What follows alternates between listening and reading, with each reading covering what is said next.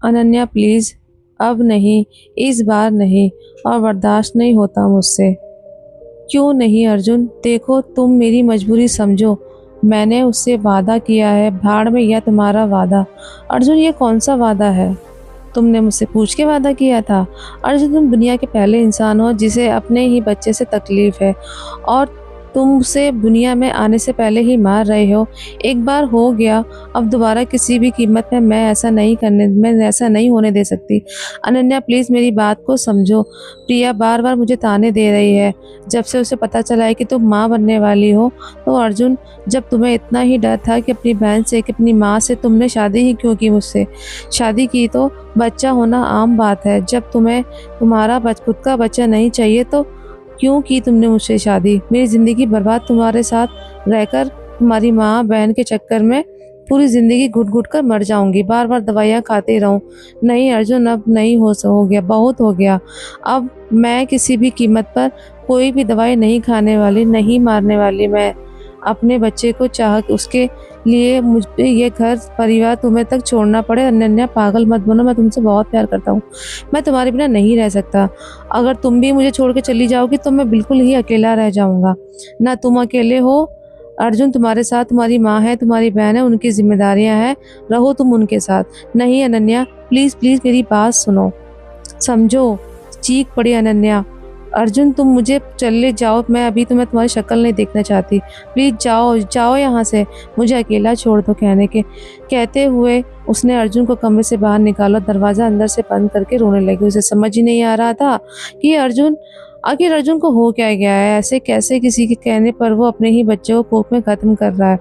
और ये कैसे उसकी माँ है जो अपने ही कुल का नाश करने में तुली हुई है, और कैसे अपनी बहन जो अपने ही भाई पर घर पर बसता हुआ नहीं देख सकती, उसके बच्चों को नहीं देख सकती। यह तो दुनिया में बहुत ही अजूबे वाली बात है जो यहाँ मेरे साथ हो रहा है। आखिर ऐसी कौन-सी वजह है जो कोई भी अपना बच्चा नहीं चाहता? अर्जुन तो ठहरे सीधे-साधे माँ की बातों पर कभी सवाल नहीं उठाना ही नहीं। अर्जुन को जितना उसकी माँ मीरा कहती थी उतना ही करता था। यहाँ तक कि ससुराल में बैठी अर्जुन की बहन प्रिया भी अपना हुक्म अर्जुन पर चलाती थी। जबकि अर्जुन की 3 साल से छोटी थी। अर्जुन की शादी से पहले प्रिया की शादी हो गई थी। उसके 5 साल के अंदर ही 2 बच्चे भी हो गए थे। लेकिन इन 5 सालों में अभी तक अर्जुन ने शादी ही नहीं हुई थी। जब अगल-बगल वाले पड़ोसी गाँव वाले सब अर्जुन की शादी के बारे में मीरा जी से बार-बार पूछने लगे, तो मीरा जी अभी 1 साल पहले जाकर अर्जुन की शादी की ताकि लोगों का मुँह बंद हो सके। इतनी मुश्किल से जब शादी हुई तो अब बच्चे नहीं चाहते, आखिर क्यों? ऐसी क्या वजह है? कोई ना कोई बात तो ज़रूर थी जो बार-बार अनन्या के दिमाग में घूमती रहती। अर्जुन से कुछ पूछती तो अर्जुन कभी उसे बताता ही नहीं, कि मीरा जी और प्रिया से पूछ ही नहीं सकती थी। आखिर वो पता लगाए तो कैसे? एक सवाल ऐसा था जिसका जवाब पाने के लिए अनन्या पागल हुई जा रही थी। आखिर उसके बच्चे की ज़िंदगी पर सवाल था। आखिर क्यों मीरा जी प्रिया नहीं चाहते थे कि अर्जुन कभी बाप बने, उसके बच्चे हों। 1-2 बार उसने अपने अर्जुन से बात करने की कोशिश की तो अर्जुन साफ-साफ मना किया। देखो अनन्या, तुम अपना दिमाग ज़्यादा मत लगाओ। असल में जब प्रिया दूसरी बार माँ बनने वाली थी तो बार-बार माँ रो-रो कर अबॉर्शन करवाने की बात कह रही थी। वह बार-बार कह रही थी कि उसका अबॉर्शन करा दो। वह दूसरा बच्चा नहीं चाहती थी क्योंकि उसका पति नौकरी छोड़कर घर बैठ गया था। कोई काम धंधा नहीं करता था, इसलिए प्रिया ने 2 बच्चे पैदा करना नहीं चाहती थी। वह तो बाद में मैंने प्रिया को बोला था कि प्रिया तू चिंता क्यों करती है? क्यों करती हो? तू अपना बच्चा पैदा कर, मैं तेरा बड़ा भाई हूँ ना, तो मैं तेरे पास नहीं। भैया अगर गलती से भी लड़की निकल गई तो मेरी ज़िंदगी बर्बाद हो जाएगी। यार नौकरी छोड़कर बैठ गए, कमाने का नाम नहीं ले रहे हैं तो उसके ज़िंदगी पार कैसे लगाऊंगी? उसकी शादी देख कर अगर अगर तुझे लगता है कि लड़की की शादी होगी तो मैं तुझसे वादा करता हूँ, अगर लड़की हो गई तो मैं उसे गोद ले लूँगा। चलो चलो भैया रहने दो। कहने और करने में बहुत अंतर होता है। कल को जब आपके बच्चे हो जाएंगे सब भूल जाओगे। अब अभी भी मुझे आप मुझे फंसाने के लिए कह रहे हो ना, ताकि बेटी पैदा करके मैं बैठ जाऊँ। देखो प्रिया, मैं तेरी कसम खाकर कहता हूँ, मैं अपने बच्चे नहीं पैदा करूँगा, और वह चाहे लड़का हो या लड़की, मैंने अपने आज से ही उसे गोद में ले लिया है। जो मेरा है सब उसी का रहेगा। अब तो तू शांत हो, अब तो तू अपनी जान मत ले। बहुत समझाने के बाद प्रिया मान गई और दोबारा उसे सच में लड़की हो गई। जैसे ही लड़की उसे ने तुरंत मुझे फ़ोन करके कहा, भैया मैंने मना किया था ना, आपने ज़बरदस्ती बच्ची पैदा करवाई है।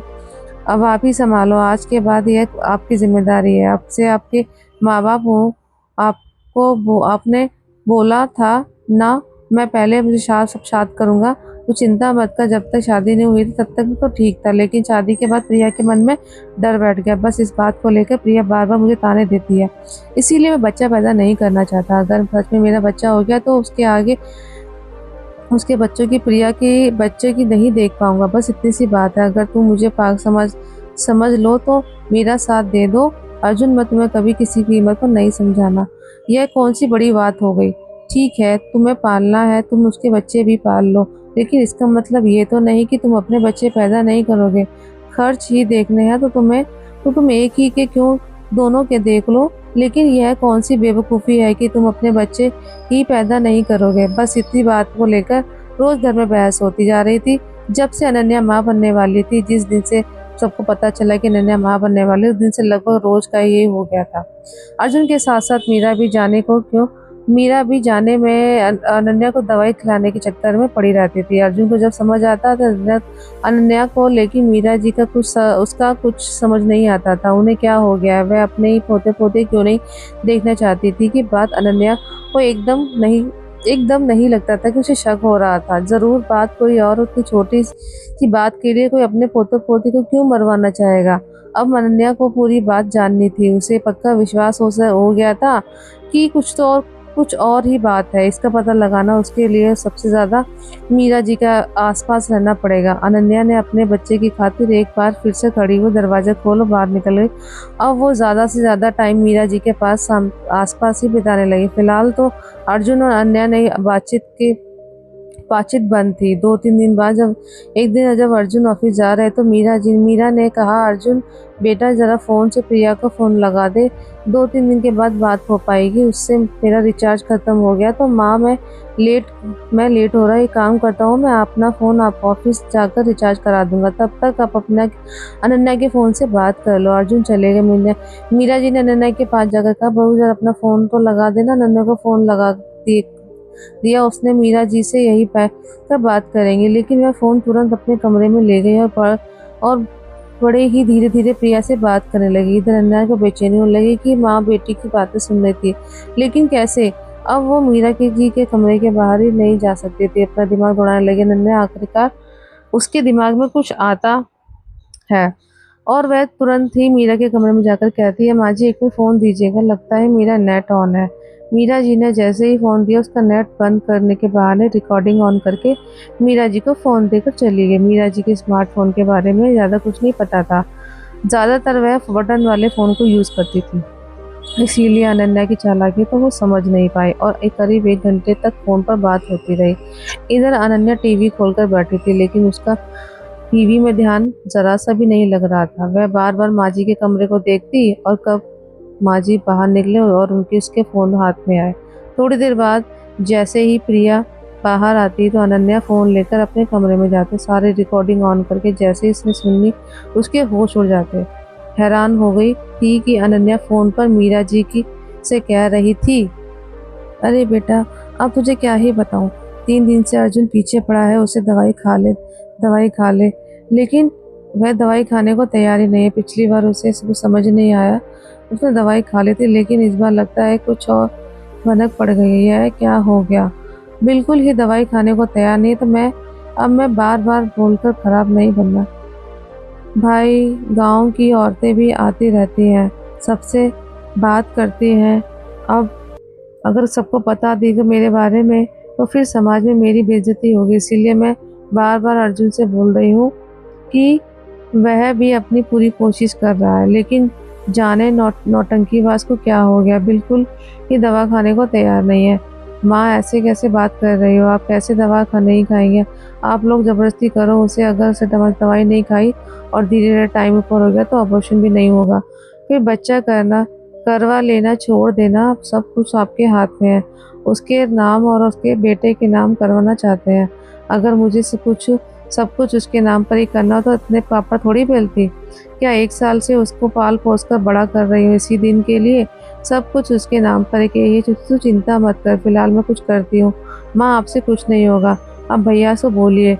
भाभी अगर ऐसे दवाई नहीं खा रही तो किसी चीज़ में मिलाकर दे दीजिए। उन्हें पता नहीं चलेगा और काम भी हो जाएगा। रुको मैं उसको बोलती हूँ ऐसा ही करने के लिए।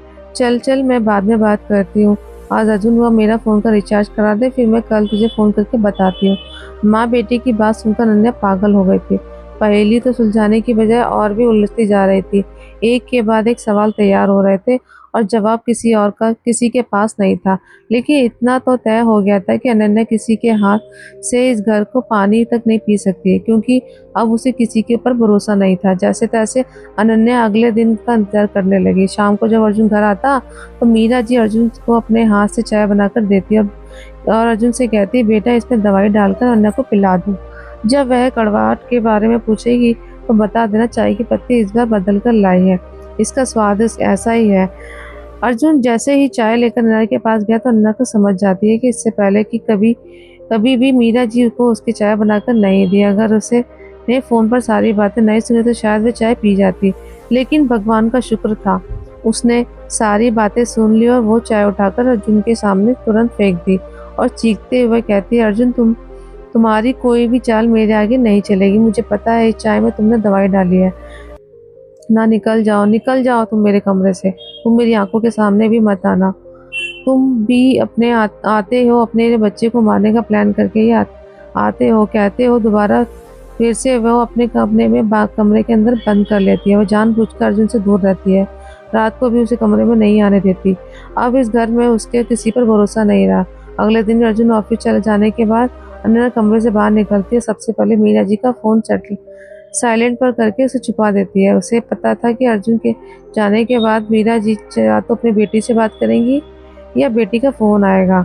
अब वो अपना फ़ोन लेकर टीवी देखने के बहाने हॉल में बैठकर बार-बार नज़रें फ़ोन पर ही जा रही थी। उसे बेसब्री से प्रिया के फ़ोन का इंतज़ार था। हालाँकि आधे घंटे बाद प्रिया का फ़ोन आता है। वह फ़ोन मीरा को दे देती है और मीरा, माँ जी दीदी का फ़ोन आ रहा है, तुम्हारे पर आ रहा है। बहू मैं अपना फ़ोन कब से ढूँढ रही थी, मेरा फ़ोन ही नहीं मिल रहा था। ठीक है, तब तक आप मेरे फ़ोन से बात करिए, मैं आपका फ़ोन ढूँढ के लाती हूँ। कहते हुए दोबारा से रिकॉर्डिंग ऑन करके चली गई। फ़ोन ढूँढने के बहाने मीरा जी ने अपने कमरे में जाकर करीब 1 घंटा प्रिया से बात करती रही और अनन्या बाहर टीवी देखने के बहाने मीरा जी के निकलने का इंतज़ार करने लगी। आखिर उसे आज भी कुछ बातों को सुनने थी, उसे जानना था कि आखिर यह सब क्यों हो रहा है।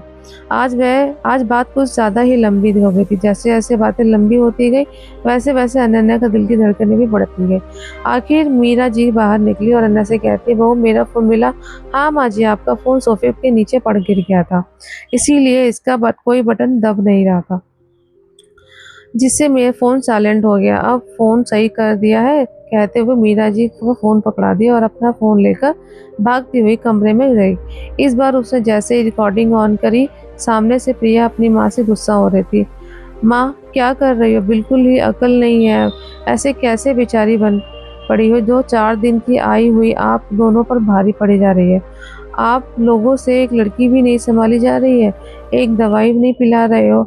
आप लोग अगर ऐसा ही रहोगे तो इस बार अगर भैया का बच्चा ही हो गया तो सारी प्रॉपर्टी मेरे हाथ से निकल जाएगी और कुछ भी नहीं मिलेगा मुझे। अरे बेटा तू चिंता क्यों करती है? अभी टाइम है, तीसरे महीने में भी हो सकता है। अभी 3 पूरा नहीं हुआ है तो चिंता मत कर, मैं कुछ करती हूँ ना कुछ। और ऐसे कैसे तुम्हारा सारा मैं आपके बच्चे के नाम कर दूँ? बर्बाद कैसे करूँगी तुम्हारे मैं बेटा, मैं डायरेक्ट तो सब कुछ तुम्हारे हाथ नाम नहीं कर सकती, इसीलिए मुझे दुनिया को दिखाने के चक्कर में अपना बेटा मनाना पड़ेगा। नहीं तो ऐसे कैसे सौतन के बच्चे को अपना बच्चा समझ के पालेगा। अरे मैं बस दिखाने के लिए यही इससे प्यार करती हूँ, उसे बेटा बनाई हूँ।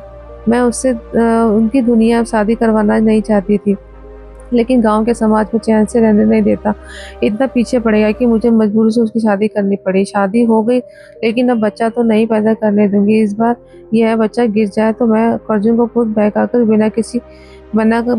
बिना अनन्या के बताए उसकी नसबंदी करवा दूँगी। ना रहेगी बाँस, ना बजेगी बाँसुरी।